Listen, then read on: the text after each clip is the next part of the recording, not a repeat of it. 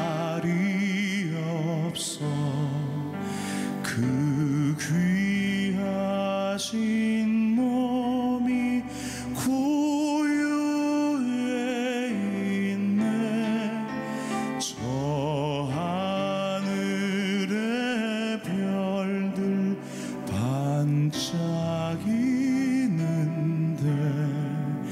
그 어린 주 예수 꼴 위에 자네.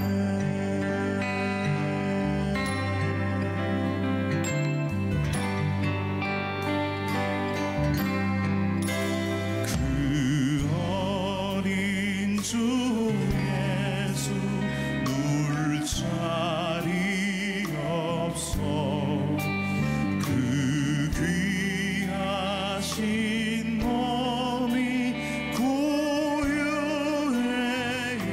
있네. 저 하늘의 별들 반짝이는데 그 어린 주 예수 꼴 위에 자네.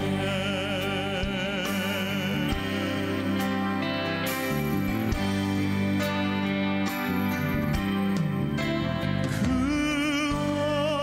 어린 주 예수 누울 자리 없어 그 귀하신 몸이 구유에 있네. 저 하늘의 별들 반짝이는데 그 어린 주 예수 꼴 위에 자네. 그 어린 주 예수 누울 자리 없어 그 귀하신 몸이 구유에 있네. 저 하늘의 별들 반짝이는데 그 어린 주 예수 꼴 위에 자네.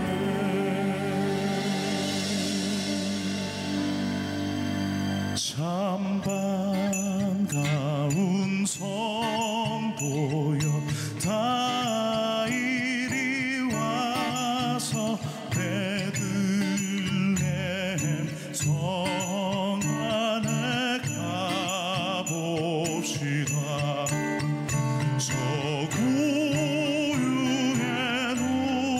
누이신 아기를 보고 엎드려 절하세. 엎드려 절하세. 엎드려 절하세. 구중하셨네. 저 천사여 찬송을 높이 불러서 이 광활한 천지에 울리어라. 주 하나님 앞에 늘 영광을 돌려 엎드려 절하세.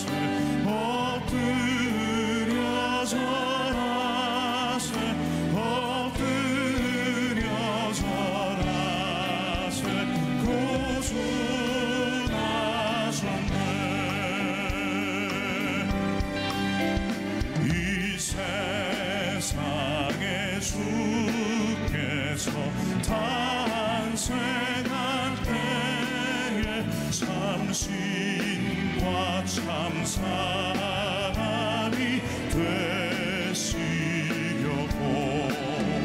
저 동정녀 몸에서 나시었으니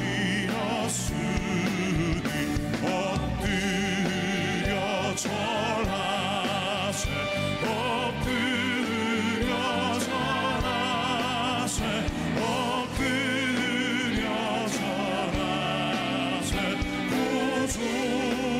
구주나셨네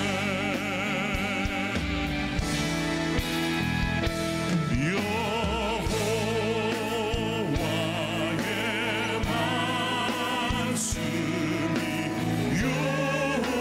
육신을 입어 날 구원할 구주가 되셨도다 늘 감사한 찬송을 주 앞에 드려 엎드려 절하세 엎드려 절하세 엎드려 절하세 구주 나셨네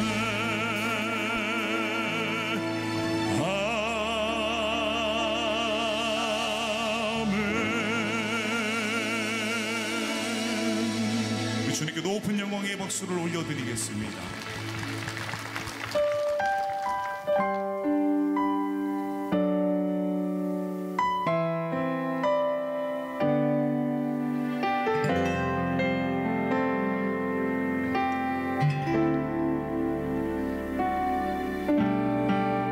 이 세상 가장 아름다운 순종의 눈물 온 세상 다시 빛나게 할 생명의 눈물 그가 이 땅에 오신 이유 죽어야 살게 되고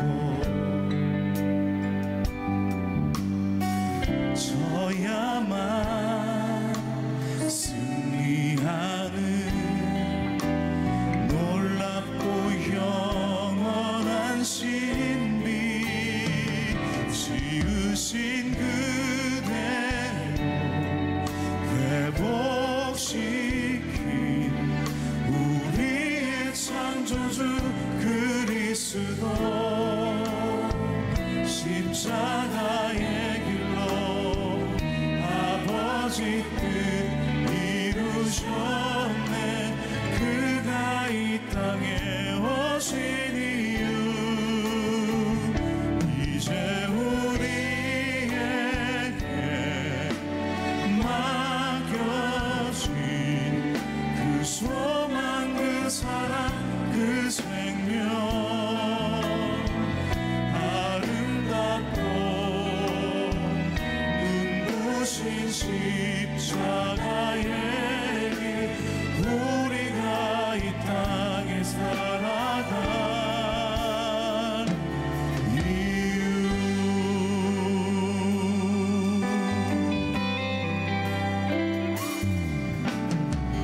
그가 이 땅에 오신 이유 죽어야 살게 되고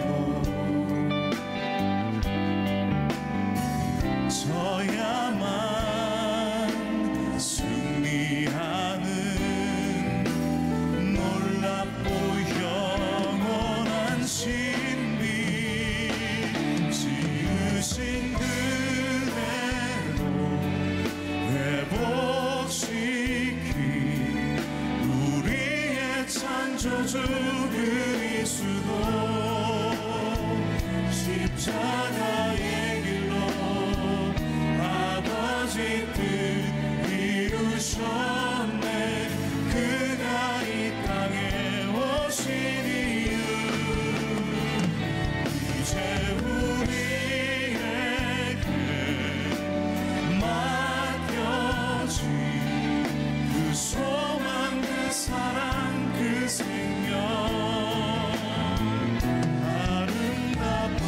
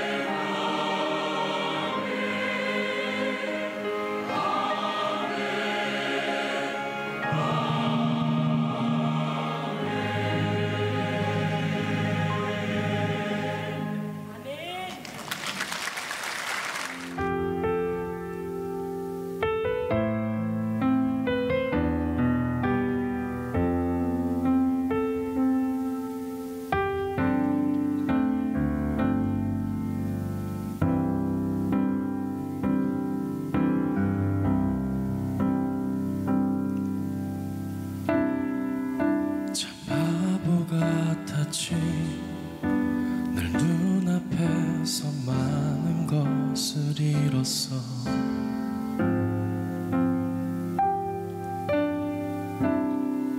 그땐 다 안다고 모든 내 맘대로 할 수 있을 거라고 그렇게 믿으며 살았는데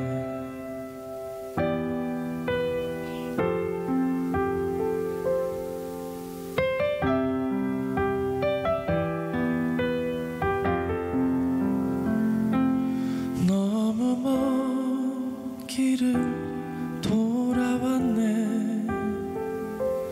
나도 모르는 나를 믿고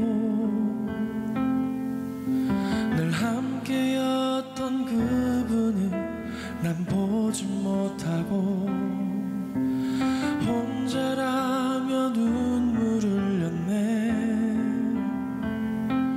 너무 먼 길을 돌아왔네. 나도 모르는 나를 믿고 나 이제야 알았네. 내가 가야 할 길 나를 위해 예비하신 길. 아멘.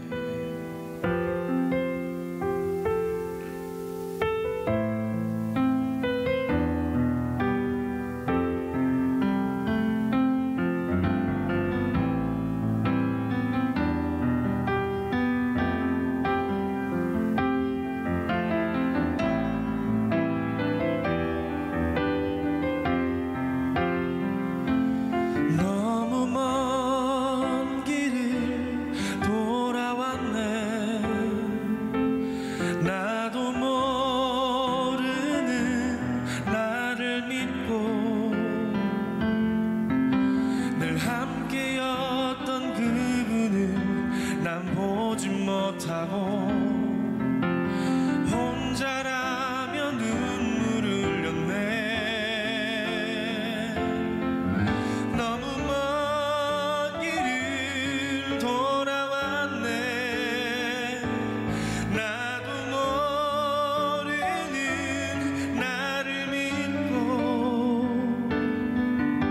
늘 함께였던 그분을 난 보지 못하고 혼자라며 눈물을 흘렸네.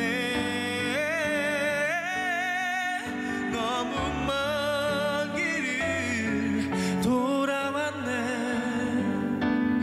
나도 모르는 나를 믿고 나 이제야 알았네. 내가 가야 할 길 나를 위해 예비하신 길.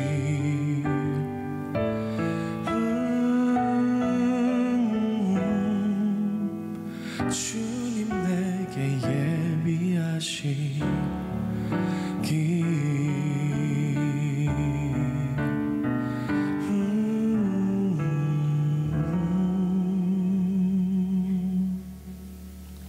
아멘.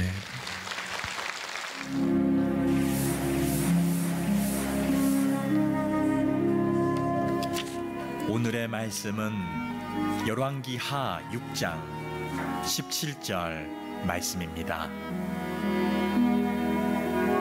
기도하여 이르되 여호와여 원하건대 그의 눈을 열어서 보게 하옵소서 하니 여호와께서 그 청년의 눈을 여심해 그가 보니 불말과 불병거가 산에 가득하여 엘리사를 둘렀더라.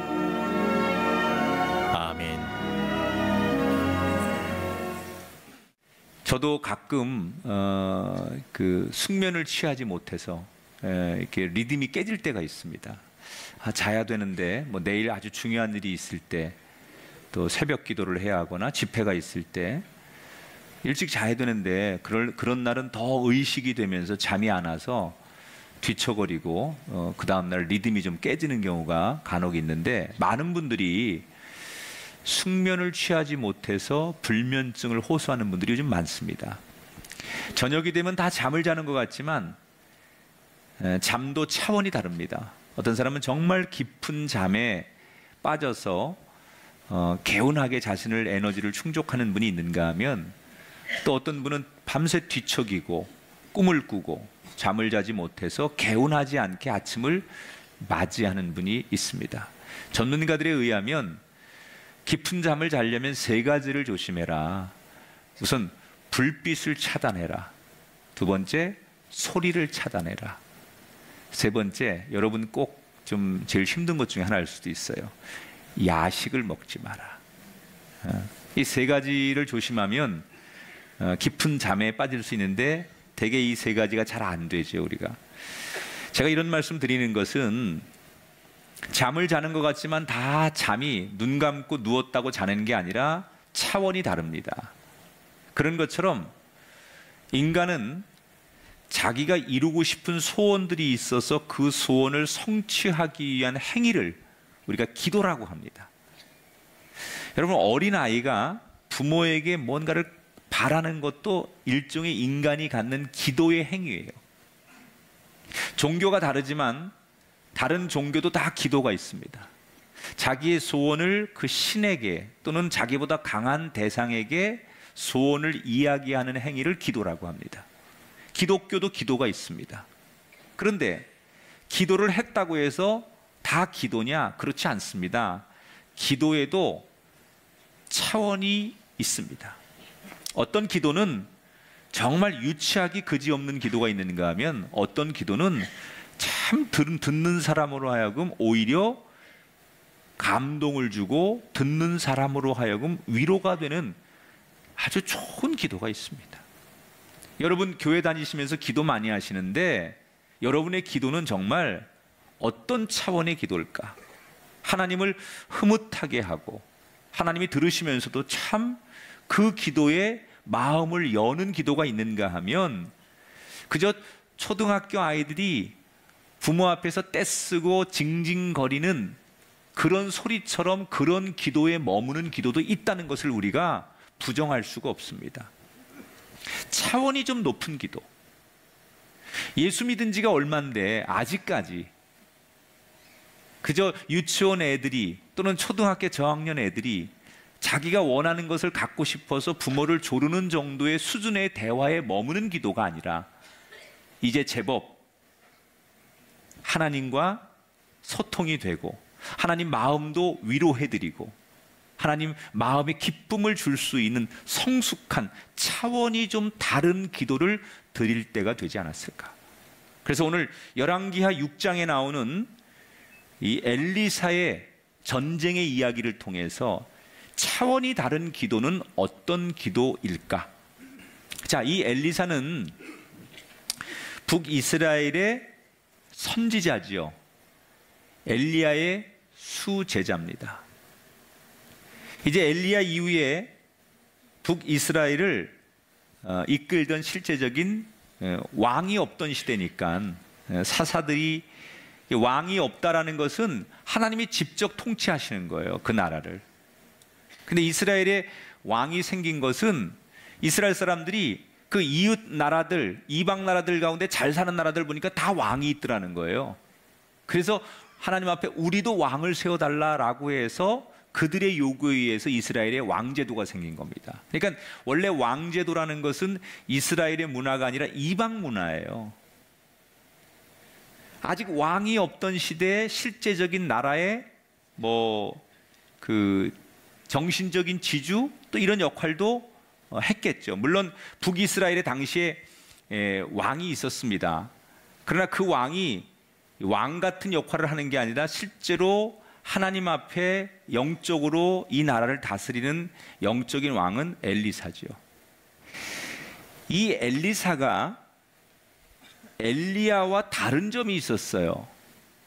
지금 여러분, 엘리야는 아합 왕의 그 가문하고 계속 갈등을 빚죠. 엘리야는 어떤 스타일이냐면 아닌 건 아니에요. 아주 대쪽 같은 단호한 사람이에요. 그래서 이방의 그런 어떤 그 문화, 우상들, 이거에 대해서 굉장히 강직하게 못 받아들이는 스타일. 그래서 그 아합 왕과 계속 갈등을 하고 갈멜산에서 바알 선지자들 450명을 처단할 만큼 강직하고 아주 영적으로 좀 보수성을 가진 사람이 엘리야예요. 그런데 그의 제자 엘리사는 조금은 다릅니다. 조금 융통성이 있어요. 중도파예요. 원칙을 지키되 아합 왕의 가문에게 협조할 것은 협조한다, 이런 주의자예요. 왜냐하면 나라가 어려운데 나라가 우선이지, 나라가 힘든데 왕하고 뭐 계속 갈등을 하면 나라를 구하는 게 먼저니까 나라가 위중할 때는 나라를 구하는 데 힘을 합치고, 또 그렇지 않을 때는 영적인 질서를 잡아가야 된다. 그래서 자기 선생님 엘리야하고는 조금 더 유연성 있게 그 왕과 관계를 맺었던 사람이 엘리사입니다. 엘리사 시대에 가장 큰 나라의 중요한 문제 중에 하나는 이웃 나라와의 외교의 문제였어요. 특히 아람이라고 하는 나라가 있었는데 이 나라는 굉장한 강대국입니다. 이 나라와 잦은 충돌이 있고 이 나라에서 무리하게 이스라엘에게 요구하는 게 많은데 그걸 다 들어줄 수 없을 때는 아람은 군사를 동원해서 이스라엘을 괴롭혔어요. 자, 그런데 엘리사가 영적인 통치를 하면서부터 아람이라는 나라와 이스라엘은 사실 상대가 되지 않습니다. 이스라엘은 북이스라엘은 조그만 나라고 아람은 굉장히 큰 나라입니다. 그래서 외형적으로나 군사적으로 둘은 사실 상대가 되지 않습니다. 그런데 아람이 군대를 일으키면 번번이 실패를 합니다. 왜 그럴까? 엘리사가 나라를 위해 기도하다가 하나님이 영감을 주시는 거예요. 그래서 예언을 하는 거예요. 엘리사가 기도만 하면 아람이라는 나라가 언제 어느 통로를 통해서 얼마의 군사를 데리고 어떻게 침공할 거니까 그걸 대비해라, 이런 하나님이 영적인 사인을 주는 거예요. 영감이라고 하죠. 그거를 그때마다 기도하면서 얻은 영감을 가지고 왕에게, 아합 왕에게 아람이 언제 쳐들어올 건데 어떻게 얼마만큼의 군사를 이끌고 오면 이걸 대비하시면 됩니다. 그래서 번번이 아람의 군대를 무찌르게 됩니다. 그러니까 이 아람의 왕이 기가 막힌 거예요. 그 조그만 이스라엘과의 전쟁에서 번번이 군사작전이 실패하니까 우리의 작전이 노출되는 거에 대해서 이상한 생각을 하죠. 이건 분명히 내부에 스파이가 있는 거다. 그래서 부하들을 쥐잡듯이 잡습니다. 야, 우리가 은밀하게 작전을 세운 걸 저쪽들이 다 알고 미리 대비했다는 건 스파이가 있는 거야. 찾아내. 그때 용감한 신하 하나가 아람 왕에게 이렇게 얘기합니다. 왕이시여, 사실 그게 아니고 저 이스라엘에는 아주 그 유명한 능력이 탁월한 예언자 하나가 있습니다. 엘리사라는 사람인데 아주 용하다는 소문이 있습니다. 그러니까 왕이 그래? 그러면 전쟁이 중요한 게 아니라 그놈부터 잡아. 그래서 군사를 동원해 가지고 엘리사가 머물고 있는 도단이라고 하는 성을 완전히 아람의 군대가 포위를 합니다. 아침에 자고 일어났는데 엘리사의 종 하나가 밖에 나갔다 오더니 눈이 동그래져 가지고 들어와 가지고 엘리사한테 호들갑을 떠는 거예요. 주인이 큰일 났습니다. 바깥에 군사들 숫자를 셀 수 없을 만큼 새까만큼 많은 군사가 우리 지금 성을 포위하고 있습니다. 큰일 났습니다. 우리 이제 다 죽게 생겼습니다. 어떻게 하면 좋죠? 그리고 두려워 떨면서 호들갑을 떱니다. 자, 그때 이 엘리사가 마치 기다렸다는 듯이 그 젊은 종의 호들갑을 보면서 빙그레 웃습니다. 그리고 이렇게 얘기하죠. 야, 너무 두려워하지 마. 지금 우리 편이 저 바깥에 있는 적군들보다 훨씬 많으니까 걱정하지 마. 이 젊은 종이 기가 막힌 거예요. 물론 자기 주인이 능력이 있는 종이라는 건 알고 있었지만, 그러나 분명히 바깥에 우리를 잡으려고 온 저 아람의 군사들이 저렇게 많은데 우리는 거기에 비하면 단 둘밖에 없는데, 아니 눈에 뻔히 보이는데 아니라고 말하는 자기 주인이 너무 기가 막힌 거예요. 거기다가 빙그레 웃으면서 얘기를 하니까 이 젊은 종이 분노가 치밀어 오르는 거예요. 자, 엘리사는 이 젊은 종에게 정말 심리적으로 안심을 시키려고 선의의 거짓말을 한 걸까? 너무 겁에 질려 있는 이 젊은 종을 보면서 엘리사가 눈을 딱 감더니 나지막한 목소리로 기도를 하기 시작해요. 17절 상반절을 같이 읽어봅니다. 기도하여 이르되 여호와여 원하건대 그의 눈을 열어서 보게 하옵소서. 자, 뭐라고 기도해요? 따라합시다. 눈을 열어 보게 하옵소서. 자, 그랬더니 어떤 일이 일어나냐? 17절 하반절 마저 읽어볼까요? 여호와께서 그 청년의 눈을 여심해 그가 보니 불말과 불병거가 산에 가득하여 엘리사를 둘렀더라. 자, 이 젊은 종의 눈이 열리기를 엘리사가 기도했는데 그의 눈이 열리면서 뭘 봤다고요? 불말과 불수레가 저 적군들보다 더 많은 숫자가 우리를 둘러싸고 있는 것을 보게 됐다는 거예요. 엘리사가 말한 대로 걱정하지 마, 우리 편이 더 많아 라고 하는 이 말은 거짓말이 아니었어요. 여러분, 이 젊은 종의 문제는 뭐였습니까? 아람의 군대가 우리를 포위하고 있는 것이 문제가 아니었고, 진짜 우리 편인 하나님이 우리를 지키시는 불말과 불병거를 보지 못하는 것, 그것이 더 큰 문제였죠. 지금 이 이야기가 이 젊은 종의 문제만으로 끝날까요?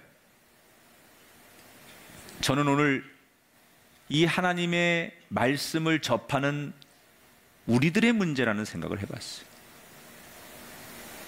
우린 때때로 우리 눈앞에 너무 어려운 일을 만나면 이 젊은 종처럼 큰일 났다, 우리가 그게 경제적 문제든 세상 살면서 삶에 부딪히는 여러 가지 문제를 만날 때마다 우리 힘으로는 감당할 수 없다고 우리는 좌절하고 절망하며 하나님 앞에, 하나님 왜 나를 이렇게 힘들게 하십니까? 왜 세상에 내가 감당할 수 없을 만한 시험을 나한테 주시고 이런 어려움을 주시고 왜 하나님 나를 도와주지 않으십니까? 하나님은 어디 계신 거며 하나님은 뭐 하고 계십니까? 당신이 정말 나를 사랑한다면 이 세상으로부터 왜 나를 지켜주지 않으십니까? 우리는 이 젊은 종처럼 우리가 만난 문제 앞에 하나님은 어디 계시냐? 하나님은 나를 버리셨느냐? 왜 나를 지켜주지 않느냐? 그게 우리가 드리는 대부분의 기도예요. 어린아이가 처음 걸음마를 시작할 때 뭔가를 의지하고 두 발로 섰어요. 그리고 정말 몇 번을 주저앉고 또 일어나고 주저앉고 일어나면서 첫 걸음을 떼고 아장아장 걸을 때, 여러분, 부모는 한시도 그 아이의 모습에 눈을 떼지 않습니다. 하나님도 그렇습니다. 우리가 기쁠 때든 힘들 때든 슬플 때든 우리가 끼우뚱거리고 우리가 진짜 넘어질 것 같은 그 순간에 하나님 우리를 그냥 내버려 두시거나 모른 척하지 않습니다. 마치 부모가 그 아이가 아장아장 걸을 때 한시도 눈을 떼지 않는 것처럼 하나님은 다 지켜보고 계시다는 거예요. 우리를 보고 계시다는 거예요. 다만 우리의 눈이 열어지지 않아서 하나님이 나와 함께 하심을 보지 못하는 게 문제라는 거예요. 우리 눈에 보이는 세상의 적군들, 새까맣게 많은 문제와 현실들, 당면한 아픔들, 우리가 만나는 여러 가지 세상의 이 부조리한 문제 앞에서 우리는 하나님이 나를 지켜주지 않는다고 말하지만 사실 우리의 눈이 영적으로 띄어지지 않아서 하나님이 나를 얼마나 사랑하시고 나와 함께 계시며 나를 돕고 계신지 보지 못하는 게 문제지, 하나님이 내 편이 아닌 게 문제가 아니라는 거예요. 성경에 하나님을 가장 리얼하게 만난 사람이 있어요. 가장 하나님을 가까이서 라이브로 만난 사람, 그게 누굴까요? 모세예요. 모세. 여러분, 모세만큼 하나님을 직접 호렙산에서 또는 홍해바다 앞에서 광야에서 하나님을 직접 대면한 성경의 인물 가운데 가장 리얼한 사람이 모세 아니겠어요? 근데 이 모세가 그렇게 하나님을 많이 만나고 가장 가까이서 라이브로 하나님을 만난 이 모세가 자기의 인생을 다 하면서 마지막에 뭐라고 고백하는지 들어보실래요? 신명기 32장 10절 말씀 같이 읽어봐요. 여호와께서 그를 항무지에서 짐승이 부르짖는 광야에서 만나시고 호위하시며 보호하시며 자기의 눈동자같이 지키셨도다. 눈동자같이 지켜주셨던 나를. 내가 하나님을 경험하고 하나님을 체험했을 때 내 인생을 통틀어서 하나님을 딱 한마디로 표현한다면 하나님은 나를 어느 때든지 눈동자같이 지켜주셨다. 여러분, 이런 하나님을 믿으십니까? 세상이 아무리 거대하고 세상이 아무리 무서울지라도 하나님께서 더 큰 능력과 천군 천사로 우리를 지켜주고 계심을 믿으십니까? 여러분, 이걸 믿는다면, 그런 하나님을 믿는다면 우리는 우리의 기도가 차원이 좀 달라져야 돼요. 우리가 만난 문제 앞에 어떡하죠 하나님? 이 문제 어떡하죠? 나 감당할 수 없는데, 나 이 문제 앞에서 포기하고 싶은데, 나 이 문제가 무서운데 어떡하죠? 이렇게 원망하고 두려워하는 기도가 우리의 기도가 아니라 차원이 좀 달라져야 된다는 거예요. 어떻게? 하나님, 내 영안의 눈을 열어주셔서 나와 함께 하시는 하나님을 보게 하여 주옵소서. 이 기도를 드려야 돼. 진짜 우리가 구해야 될 것은, 하나님 저 너무 외로워요, 저 너무 힘들어요, 하나님 나 어떡하지요, 이렇게 징징거리는 기도가 아니라 이미 하나님께서 나와 함께 하시기 때문에 우리의 기도의 제목이 바뀌어야 된다는 거예요. 주여, 내 눈을 열어주셔서 함께 하시는 주님, 나를 도와주시는 성령님, 나와 함께 계시는 천군 천사를 보게 하시옵소서. 그 주님을 믿게 하시옵소서. 우리의 기도가 그렇게 바뀌어져야 된다는 거예요. 여러분, 우리가 몰라서 그래요. 하나님은 늘 우리 편이에요. 때때로 우리 현실의 벽이 너무 높으니까 하나님이 안 보이는 거예요. 마치 여러분, 운동장에서 옛날에 조했을 때 교장 선생님이 훈화하고 있으면 이렇게 자기 앞에 친구 머리에서 내가 이렇게 숨어 이렇게 있으면 선생님이 나를 안 보는 것 같지만 위에서는 다 보여요. 여러분, 저 기둥 뒤에 뭐 누구 뒤에 숨어 있어봤자 다 보여. 저 뒤에도 다 보여. 호파지 말아요. 다 보여. 내가 다 보인다니까. 위에서 보면 다 보이는 거예요. 하나님은 위에서 우리를 다 보고 계십니다. 아무리 세상의 벽이 높아서 내가 어떡하지 한숨 쉬고 있어도 하나님은 위에서 다 보고 계십니다. 우리가 할 일은 내 눈에 안 보인다고 해서 하나님이 내 편이 아닌 게 아닙니다. 영의 눈이 열려서 하나님이 나와 함께 하시는 것을 보게 하옵소서. 이게 우리의 기도의 제목이어야 돼. 차원이 좀 달라져야 돼. 따라합시다. 눈을 열어주소서. 아멘. 자, 눈앞에 눈이 열리니까 불말과 불병거가 있는 걸 보게 된 이 젊은 종이 두려움을 떨쳐버리게 됐어요. 밖에 있는 군사들이 군사 행동을 막 시작하려고 하는데 그때 엘리사가 두 번째 기도를 드려요. 뭐라 기도하느냐? 우리의 눈을 열어주신 하나님, 이제는 저 적들의 군대의 눈을 어둡게 하여 주옵소서.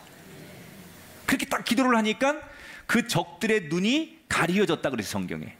그때 엘리사가 능청맞게 그 적들의 군대 안으로 들어갑니다. 그러면서 뭐라고 말하느냐? 저 혹시 엘리사를 잡으러 오셨습니까?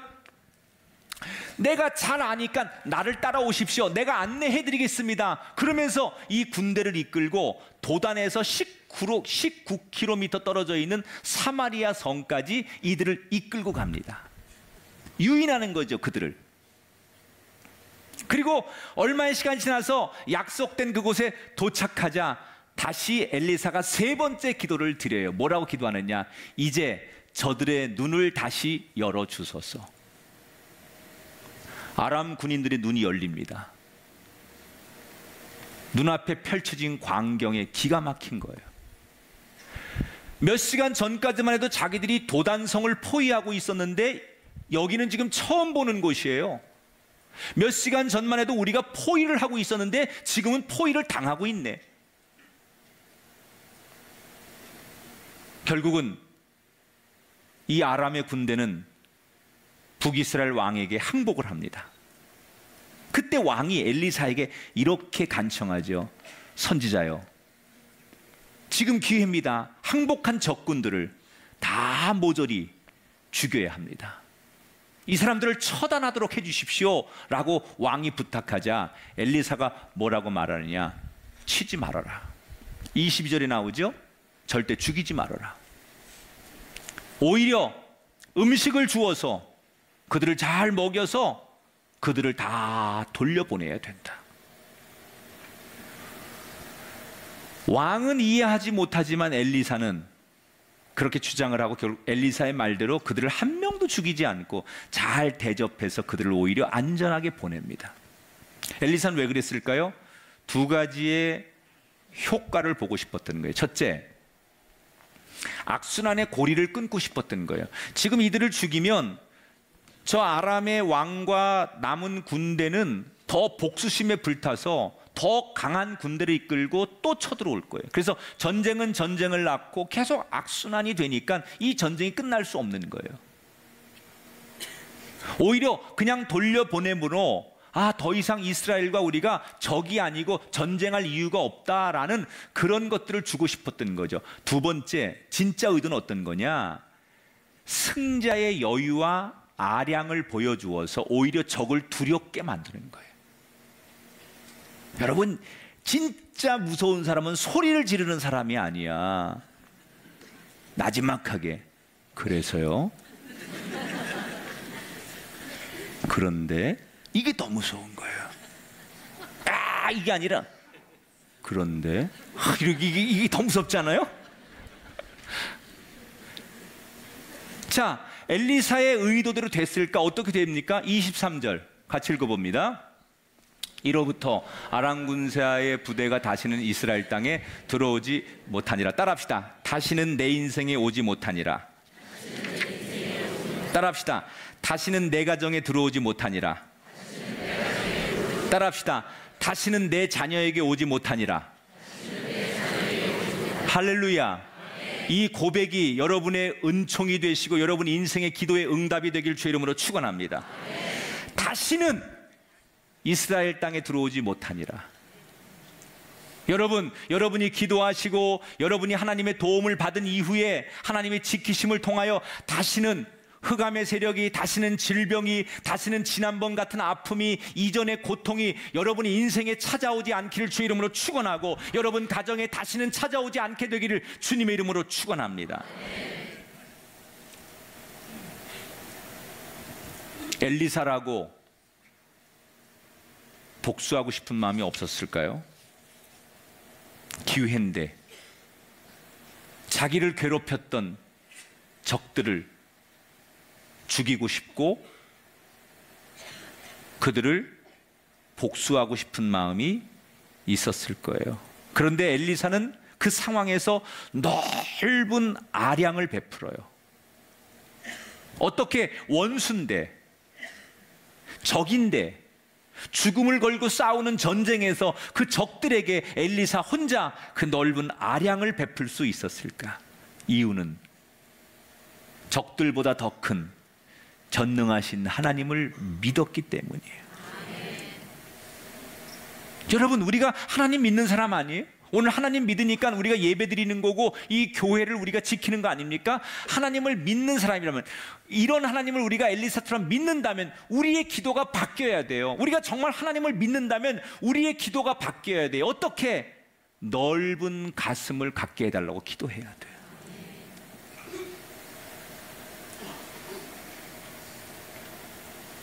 세상은 서로 이기려고 싸웁니다. 크고 작은 일 하나하나에 울고 웃습니다. 그래서 우리의 기도는 늘 어떤 기도였느냐? 하나님 앞에, 하나님, 나를 힘들게 하는 저 사람 하나님의 공의로 심판해 주세요. 나한테 원수인 저 사람 하나님 망하게 해주세요. 하나님 내 편 돼주세요. 하나님 내 편 돼주는 건 저 사람에게 복수하는 겁니다. 나를 힘들게 하고 나를 이렇게 망가뜨리고 내 인생에 이렇게 고통을 주면 저 사람에게 하나님께서 관여하셔서 저 사람의 인생에도 똑같은 고통을 주십시오. 저 사람을 벌하여 주십시오. 이게 우리가 드리는 대부분의 기도예요. 그런데 진짜로 우리가 하나님을 믿는다면 세상에 울고 웃고 할 필요가 없어요. 우리의 기도가 달라져야 돼요. 뭐라고요? 주여, 세상을 이길 수 있는 넓은 가슴을 주시옵소서. 이렇게 산 사람이 요셉 아닙니까? 요셉은 어릴 적 형들의 시기와 미움 때문에 애굽에 노예로 팔려갔어요. 기구한 운명이에요. 그 애굽에서 너무너무 많은 일들이 있었는데 모함으로 인해서 감옥까지 갔다 온 사람이에요. 그런데 그 고생해서 그가 자수성가해서 애굽의 국무총리가 됐는데 어느 날 자기를 노예로 팔았던 그 원수 형들이 양식을 구하려고 자기 앞에 나타났어요. 다른 사람들 같으면요, 그 형들 가만 놔두겠습니까? 나 어린 나를 그렇게 인신매매해서 팔아버린 그 인간 같지도 않은 형들, 그런 마음이 내가 살아온 지난 인생에 대한 모든 것들이 떠올리면서 이렇게 첫 단초를 제공한 이 형들을 용서하고 싶겠어요? 분노가 치밀어 올랐을 거예요. 그런데 요셉은 과거를 묻지 않아요. 그냥 넓은 가슴으로 그 형들을 품어요. 어떻게 요셉은 그럴 수 있었을까? 그가 고백하는 말 속에 힌트가 있어요. 창세기 45장 5절을 읽어볼게요. 당신들이 나를 이곳에 팔았다고 해서 근심하지 마소서, 한탄하지 마소서. 하나님이 생명을 구원하시려고 나를 당신들보다 먼저 보내셨나이다. 형들 때문에 내 인생이 이렇게 꼬였다고 말하지 않아요. 다 하나님이 이때를 위해서 이렇게 하신 겁니다. 요셉은 세상을 보지 않았어요. 형들을 보지 않았어요. 대신 전능하신 하나님, 이기게 하신 하나님을 믿고 그 모든 걸 넓은 가슴으로 다 품었어요.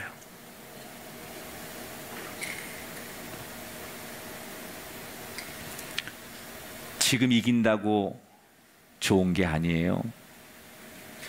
마지막에 이겨야 좋은 거예요.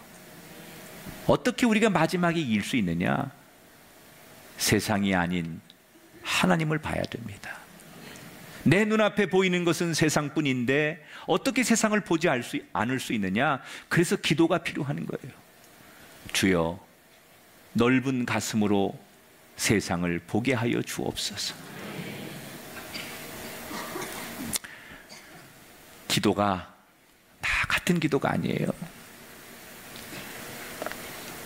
자식을 키우는 부모가 언제 보람을 느끼느냐? 여기 딸 가진 엄마들, 언제 딸 키운 보람이 있어요? 언제 얘가 커가지고 엄마의 친구가 되어주네? 엄마를 위로하네? 전 먹여가면서 기저귀 갈아가면서 그 사춘기 그런 거 다 겪고 그저 그 잘 되고 똑바른 길 가기만을 원해서 키웠던 그 딸 언제 다 크나? 그런데 얘가 다 커가지고 어느 날 이제 엄마의 친구가 될 뿐이 아니라 엄마의 보호자가 되네. 아들 키우는 아버지들의 보람이 뭐예요? 그 그 속색이던 그 언제 철들지 모르는 그 아들이 언젠가 아버지하고 대화 상대가 되네. 친구가 되어서 아버지 어깨 동무하고 아버지를 위로하고 아버지와 제법 인생에 대해서 논의를 하고 오히려 아버지를 넓은 가슴으로 품어주는 아들을 만날 때, 말이 될 때, 대화가 통할 때 보람을 느끼는 거예요. 우리가 하나님 앞에 예수 믿은 세월이 언젠데 허구한 날 초등학교 초딩 애들처럼 이거 달라고 징징거리고 요거 달라고 징징거리고 우리의 기도가 그런 수준에서 머물러서 우리의 기도가 거기에서 매일 맴돌고 있다면 이제는 적어도 하나님과 대화가 좀 될 수 있는, 우리의 기도가 하나님 마음을 위로하고 하나님이 그렇게 내가 널 오랫동안 지켜보고 오랫동안 너를 바라봤더니 이제 네가 나를 위로하고 나를 이해하고 나를 사랑하고 오히려 나의 친구가 되고 나의 동역자가 되는구나. 부모가 마치 자식을 향하여 어느 날 문득 그런 것을 느낄 수 있듯이 우리의 기도도 그렇게 바뀌어야 되지 않겠냐는 거예요. 언제까지 내 원수를 멸해달라고 기도하실 거예요? 언제까지 어린아이처럼, 그 기도가 나쁜 기도는 아니지만 차원이 좀 다른 기도,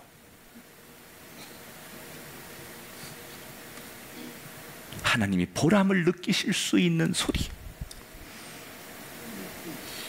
하나님 마음을 무겁게 하는 기도가 아니라